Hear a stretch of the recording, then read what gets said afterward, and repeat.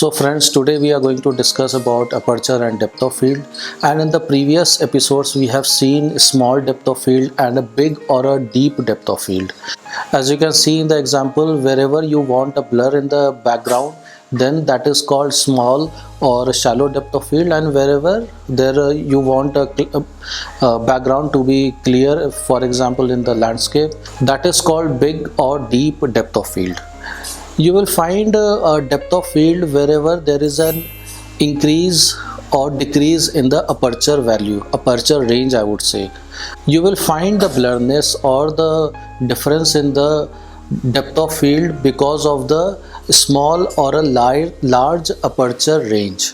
So wherever you see their f value, when the f value is coming down, f5 or f3.5, f4, f2.2 or f1.8, you see the hole which is expanding, and there is a large amount of light which is falling on the sensor. So there you see that there is a shallow or a small depth of field, and you will also see there is a background is getting blur when you increase the hole of the aperture. So increasing the hole of the aperture means decreasing the f value. When you see the f value is decreasing, for example f2.8, you will see a small or a shallow depth of field, and when you increase the f value, it means that is a big or a deep depth of field. I will also try to explain this with one more example. This example, when you see the when the f value is coming down, so the whole of the aperture is increasing, so you see the light is flooding in less in focus, and the shallow depth of field is occurred. So here you can see more light is coming into the sensor and shallow depth of field is getting occurred. On the other hand, when you increase the f value, when the whole of the aperture is very small, so here you see more and more of the image is getting in focus and deeper depth of field is getting occurred. So here I want to share a couple of more examples with you. So this one example was taken of a Taj and one in a Gateway of India. So here you want to cover the background as well. In first case that is a Taj Mahal, and in the second case that is a Gateway of India. So here you need to increase the f value. You need to take the f value that is above f12, f14 or maybe f16 plus. So in this scenario, you need to cover the subject as well, and you need to cover the background subject as well. Let me simplify understanding aperture. Smaller f number, smaller depth of field. The larger the depth of number, the big or a deep depth of field you will get. So it is easy to understand with this nomenclature. This is one more example I want to share. I was shooting this leopard in a zoo. So there was a cage. So when I decreased the f number, I shooted this image at f3.5. So my main focus was the leopard. So the cage is actually getting disappeared. And in the second example, again I have shooted this leopard at f16, and here you see all the details are getting captured including the cage. So whenever you want a small or a shallow depth of field, you have to decrease your f number, and you want a big or a deep depth of field, you have to increase the f number.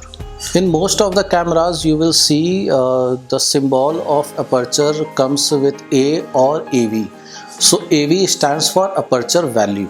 When you click on the AV mode, you need to decide what should be the f value, what should be the aperture value, the f number, and the camera will decide the shutter speed and the ISO. In AV mode or A mode in Nikon, so depth of field is the main priority. Whenever you are shooting any kind of a landscape, your f value should be high, your f number should be large, and when you are doing any kind of a portrait where you want the background to be blur, your f number should be less. So with this f number, you will also see there is a bokeh effect which is called in photography, where the f, when you decrease the f value, Then the small bokeh effect is created in the background. Bokeh effect means a small ring kind of a effect or is created in the background when you are taking any kind of a portraiture, and the more and more light is falling on the sensor and your aperture has increased. Couple of examples, you will see a bokeh effect has been created, a small ring kind of a light which is created in the background. So this is called bokeh effect, and for this you will have to take your aperture value below 2.22 or 1.8, 1.5, even 1.4 as well. So bokeh effect is visually very appealing and focuses our attention on the particular area of the image. So here let's understand the correlation between aperture and shutter. In this example, you need to understand the tap as an aperture. Water is the volume of light which is captured in the camera, and the shutter speed, that is the time duration of the water which is getting collected. So when tap is turned up, the aperture, that is your aperture is turned up, more water, that is light, will flow in, and the time taken for the water to collect, that is shutter speed, gets shortened and becomes faster and is enough to get good exposure. On the other hand, when tap, that is your aperture, is turned down, less water, that is light, flows in, the time taken for water to collect, that is your shutter speeds, becomes longer. So here you also need to understand that whenever you are in AV mode, in aperture priority mode, you will see that you are defining the aperture value of the camera as per the lighting condition, and camera decides the shutter speed and ISO. So we have seen that when you are shooting in a low light kind of a situation, so you will see the shutter speed, it is coming to 1/50th of the second or 1/30th of the second, and when you are holding it on the hand, sometimes you will see the image is coming blur.